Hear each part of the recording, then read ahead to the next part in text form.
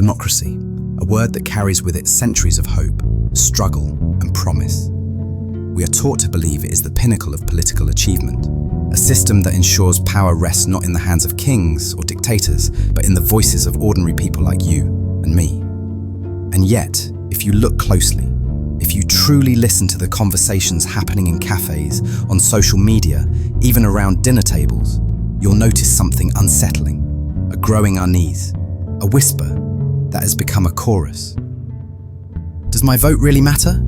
Is this system truly working for us or for someone else? Across the globe, citizens of established democracies, countries once proud to call themselves shining examples of freedom, are voicing the same disillusionment. They sense a widening gap.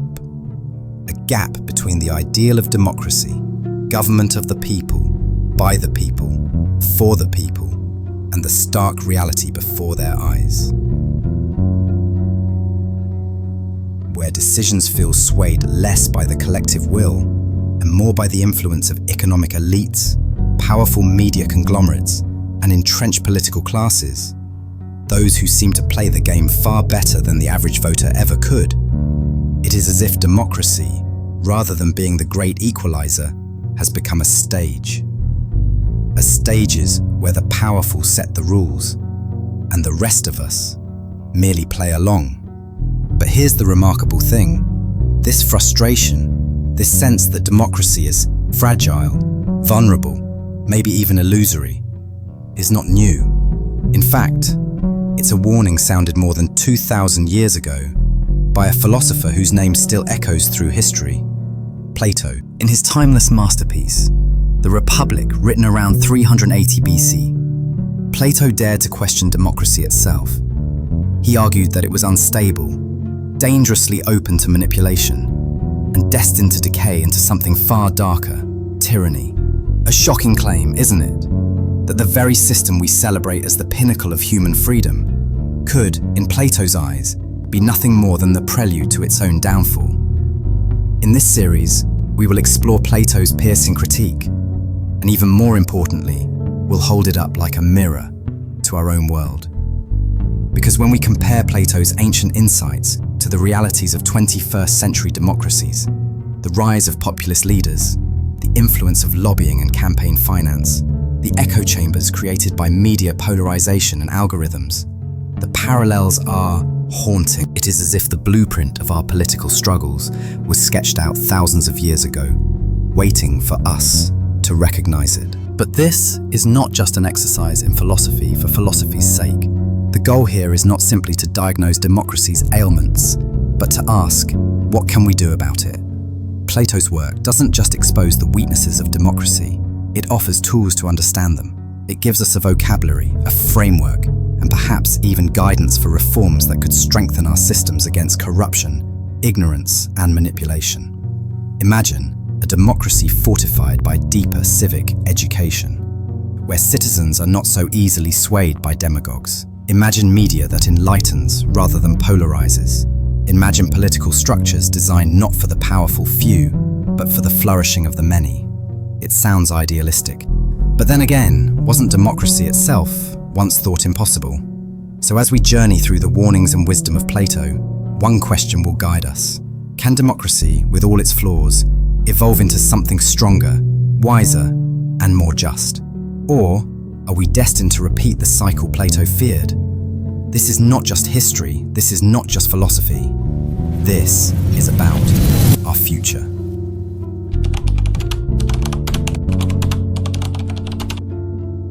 "2,000 years ago, in the city of Athens, a man sat down to write a warning. His name was Plato, and his warning was not for his time alone, but perhaps for us. In his masterpiece, The Republic, he gave the world more than a philosophical puzzle. He drew a map, a political blueprint, an audacious sketch of the ideal state, and at the same time, a dire prophecy about the fate of democracies. And if we dare to follow his words closely, the parallels with our 21st century world are almost chilling. Plato begins with an outrageous claim. The only truly just government must be ruled by philosopher kings. But don't imagine bookish scholars in dusty robes. For Plato, a philosopher is someone who has endured decades of soul-shaping education, trained not to chase wealth or popularity, but to climb out of the shadows of mere opinion and finally see the light of truth. Picture it this way: a ship lost at sea would never hand the wheel to the loudest sailor, or to the one who bribes the crew with promises of a great feast below deck. No, it needs a navigator, someone who can read the stars, predict the winds, and chart the safe course home. Plato believed society was no different. Without rulers who grasped the true nature of justice and the good, a state will wander aimlessly, and perhaps even sink. And here lies the heart of Plato's design, the tripartite theory.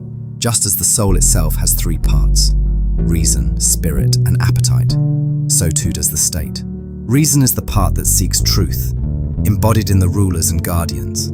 Spirit is the force of courage and honor, embodied in the warriors. Appetite is the craving for food, wealth, and pleasure, embodied in the working class. Justice, Plato insists, emerges only when these parts remain in harmony. Reason rules, spirit supports, and appetite obeys. But injustice begins the moment appetite seizes the throne. And here comes Plato's most devastating critique. Democracy, he says, is like a ship without a captain. The owner, the people, are strong but short-sighted and easily flattered. The crew, ambitious politicians, fight endlessly for control, insisting they need no special knowledge to steer. And the one true navigator, the philosopher who understands the sea, is mocked, dismissed as a useless dreamer. Does this sound familiar? Politicians shouting over one another, making promises that please the crowd, yet steer no real course. Plato saw it clearly. Democracy celebrates freedom. But when freedom becomes absolute, when every desire is treated as equal, it begins to decay. Expertise is dismissed as elitism. Popularity triumphs over truth. And the end of this path? Plato warns, democracy does not simply fail. It collapses into tyranny. In other words, democracy is not the final form of government. It is only a stage, a fragile step, before the fall into despotism. But why does democracy fail? Plato points to a hidden class, the sophists. These were teachers of rhetoric, masters of persuasion, able to make the weaker arguments seem stronger. For them, truth was secondary. What mattered was victory, applause, power. Doesn't that sound strikingly modern? Today, the sophists are no longer wandering teachers. They are our media empires, our endless stream of headlines, our social platforms designed to keep us scrolling. Algorithms are not trained to seek truth. They are trained to keep us hooked. Outrage, fear, tribal loyalty, that is what sells. And in this way, our screens become Plato's cave, shadows on the wall, convincing us that we see reality, when in fact, we are being fed illusions. Illusions carefully tailored to our appetites and our emotions. And once illusion rules, how can reason possibly compete? Let's translate Plato's blueprint into our world today. The philosopher kings, they are our ethical leaders, impartial experts, policy thinkers. They exist, but too often they are dismissed as technocrats, or worse, as sarcastic elitists. The corrupted guardians. Think of career politicians, party machines, billionaire donors. They shape policy behind closed doors, often more for private gain than for public good. The appetitive class? That's us, the voters, frequently swayed by short-term promises, tax breaks, or populist slogans. And the sophists? They've evolved into our media ecosystem, 24/7 outrage factories, shaping not just what we think, but emphatic how we think. The result? A democracy that looks like democracy, but feels like oligarchy. Elections still happen, but money whispers louder than votes. Citizens still speak, yet their voices are drowned beneath algorithms and slogans. And so trust erodes. Around the world, surveys tell the same story. People feel the system is rigged. They sense the illusion, exactly as Plato warned, when appetite overpowers reason, when illusion disguises truth, democracy edges closer to collapse, So what do we do with this warning? Plato's words are not just dusty philosophy, they are a mirror reflecting our own crisis, our own illusions, our own ship without a captain. And if his prophecy holds, the question is not whether democracy will face collapse, but whether we can steer the ship before it's too late. In theory, democracy promises equality. One person, one vote, every voice matters. But what happens when the data tells us something far more disturbing?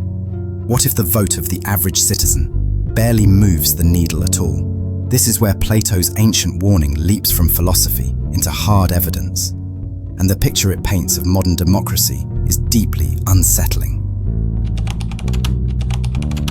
In 2014, political scientists Martin Gilens and Benjamin Page launched one of the most ambitious studies of American politics ever attempted. Nearly 1,800 policy decisions spanning 2 decades were analysed. Their question was simple: whose voices actually shape policy? The results, stark. The voices of economic elites carried substantial independent weight in determining whether laws passed. Business interest groups wielded enormous influence, and the average citizen, their preferences had a near zero, statistically insignificant effect. Think about that. In practice, democracy resembled an oligarchy. The ballot box gave the illusion of choice, but outcomes kept tilting again and again toward the wealthy and the well-connected. So when Plato warned that democracy disguises oligarchy beneath a veil of freedom, it no longer sounds like ancient speculation. Instead, it feels like a chilling description of the world we live in today. Let's look closer. Because the mechanisms of influence are not hidden in dusty books, they play out in plain sight. In the US, lobbying is not just influence, it's an industry. In 2024 alone, more than 12,000 lobbyists spent over $4 billion to sway policy. Consider healthcare. From 2009 to 2018, pharmaceutical companies spent over $4.7 billion fighting reforms. Even policies supported by a vast majority, like allowing Medicare to negotiate drug prices, were blocked or financed. After the 2008 crisis, new regulations promised accountability, but Wall Street lobbyists poured resources into watering them down. Protections weakened. The public paid the price. Plato might call these the corrupted guardians, those who should protect the people but instead guard the interests of the few. In the UK, the battlefield isn't only the lobbying halls, it's the press. Rupert Murdoch's empire has long-shaped elections. The Sun once famously declared, "It's the Sun what won it," after the Conservatives' 1992 victory. Fast forward to 2016, the Brexit referendum was dominated by headlines warning of immigration, EU bureaucracy, and lost sovereignty. Complex issues were reduced to simple slogans: take back control. Here, Plato's sophists find their modern heirs, not philosophers of truth, but merchants of persuasion. And once again, illusion triumphs over reason. And in Brussels, the heart of the European Union, lobbying thrives with more transparency, but no less impact. Over 25,000 lobbyists crowd the capital, most representing corporate interests. From environmental rules to digital privacy laws, decisions often tilt toward the profitability of industries rather than the welfare of citizens. The pattern repeats. Whether Washington, London, or Brussels, the message is the same. The many may vote, but the few set the course. Plato predicted what comes next. When citizens feel betrayed by elites, a new figure emerges, the demagogue. And the script across countries and continents is almost identical. First, identify the villains, the corrupt elite. Then channel anger, tap into people's fears and frustrations. Next, offer simple emotional solutions to complex problems. Build a wall, take back control. Finally, undermine the institutions that stand in the way. Judges, journalists, civil servants, branding them enemies of the people. From Donald Trump's rallies in America, to Nigel Farage and Brexit, to Viktor Orban in Hungary, or Jair Bolsonaro in Brazil, the pattern is unmistakable. And here's the chilling truth. Populists don't overthrow democracy. They use its very tools, elections, free speech, public will, to erode it from within. Exactly as Plato foresaw, democracy hands its crown to tyranny by its own vote. But beneath lobbying and populism, there lies a deeper cultural sickness, what we might call the dictatorship of the mediocre. This isn't a single tyrant, it's a climate, a society that quietly rewards conformity over courage, short-term wins over long-term vision, mediocrity over excellence, bureaucracies favor seniority over merit, consumer culture prizes instant gratification over wisdom, and a culture of extreme relativism whispers that all opinions are equally valid, no matter how uninformed. The result? Mediocre leadership, cynical citizens, a political system hollowed by short-termism. And the most talented minds, those who might lead with vision, too often retreat, leaving behind a void filled by louder but lesser voices. This is the soil in which Plato's warning takes root, a society where appetite overwhelms reason, illusion blinds truth, and mediocrity reigns. And in such soil, democracy struggles to survive. So, the evidence is clear. Plato's critique is not just theory, it is lived reality. The question before us is urgent. If democracy today is an illusion, can it be rebuilt on truth? Or will it follow the cycle toward tyranny, just as Plato warned? The answer lies in what comes next.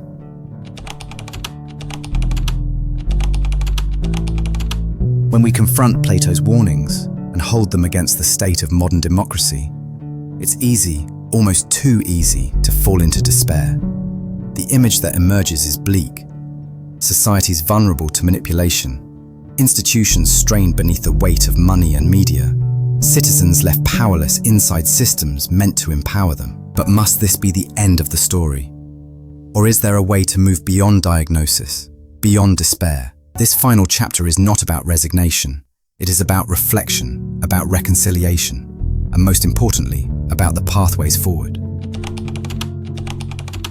Now, before we accept Plato's critique as an eternal curse, let us pause and ask, was Plato entirely right? Or might democracy contain strengths he could never have imagined? First, consider this. Plato's model was profoundly elitist. His so-called ideal city, the Callipolis, was a rigid hierarchy where philosopher kings ruled and everyone else obeyed. No elections, no dissent, no social mobility. But modern democracy rests on something Plato underestimated: the dignity of every human being. The very act of giving every person a voice, however messy, is itself a safeguard. Yes, it produces noise, yes, it produces conflict, but it also shields us from the far greater danger of a single elite class claiming wisdom while quietly slipping into corruption. Ask yourself, would you rather live in a society where only a few, supposedly wise, decide your fate?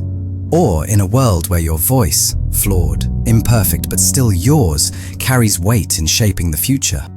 Second, democracy did not freeze in time with ancient Athens. Over centuries, it has evolved, safeguards Plato could never have imagined. Independent courts, constitutions, watchdog institutions, free presses, even mechanisms to investigate abuse of power, like the January 6th investigations in the United States. These structures are far from perfect, but they prove something Plato doubted: democracy adapts. Third, let's address human nature. Plato saw ordinary people as incapable of rational governance, but liberal democracy took the opposite gamble. It trusted the collective wisdom of ordinary citizens, and history shows that gamble was not lost. Democracies, despite their chaos, have been engines of progress, innovation, and human rights, achievements that rigid systems, whether monarchies or dictatorships, rarely deliver. And finally, the most damning question to Plato's utopia: who chooses the philosopher kings? Who ensures they remain virtuous and incorruptible? He never gives us an answer. For all its flaws, democracy's accountability through elections, messy, unpredictable, sometimes bitter, is still a more practical check than blind faith in an incorruptible ruler who never arrives. Yet here's the paradox. Engaging with Plato doesn't mean rejecting him. His critique is valuable not as a replacement for democracy, but as a mirror, revealing our blind spots and pushing us toward reform. Think about this. Instead of philosopher kings, what if we work toward a more philosophical citizenry? Let's walk through a few of Plato's warnings and what they might look like, reimagined for our time. When unqualified leaders rise through charisma instead of competence, we don't need kings, we need civic education. Imagine classrooms teaching not just facts, but philosophy, critical thinking, media literacy, and ethics, preparing citizens to spot manipulation before it takes root. When oligarchic capture twists democracy into a tool of the wealthy, we need political reform. Stricter campaign finance laws, transparency and lobbying, closing the revolving door between politics and industry so public service never becomes a shortcut to private profit. When media becomes the modern sophist, shaping illusions instead of truth, we must demand algorithmic transparency. Why shouldn't citizens know how their feeds are shaped? Why shouldn't engagement be balanced by responsibility? When short-term appetites dominate, imagine deliberative democracy. Citizen assemblies, diverse and randomly selected, given time, evidence and reason, to offer nuanced guidance politicians alone cannot provide. And when culture rewards apathy and mediocrity, we must reignite the pursuit of virtue, celebrate leaders of integrity, reward intellectual curiosity, inspire ambition, not just for personal gain, but for the common good. These point is not to install philosopher kings, to build philosopher citizens, and here is where it becomes personal. Because the survival of democracy doesn't rest solely in marble halls or in constitutional texts. It rests in us. Each citizen has the chance to embody the ideal Plato once reserved only for kings, to become a philosopher citizen. The philosopher citizen seeks wisdom, not just headlines. They choose reason, not tribal loyalty. They understand their appetites, but refuse to be ruled by them. And they stand for truth, even when it is inconvenient. This is not elitism. So perhaps the future of democracy does not lie in waiting for a savior to lead us. Perhaps it lies in awakening the philosopher within each of us. Because if Plato was right about anything, it is this: only when reason rules the soul can justice rule the state. And maybe, just maybe, that is the pathway forward. That's exactly what Plato's Republic offers us. Not a guidebook for how to build a perfect society, but a mirror that, even after more than 2,000 years, reflects our political world with disturbing clarity. Plato's critique of democracy was not gentle. He stripped away the comforting illusions, forcing us to look directly at the uncomfortable truth. That power has a way of slipping into the hands of the wealthy few, that smooth-talking sophists can drown out reason with noise, that the demagogue can rise by telling us what we want to hear instead of what we need to hear, and that citizens themselves, disillusioned, weary, can quietly surrender to despair. Because today, we see it too.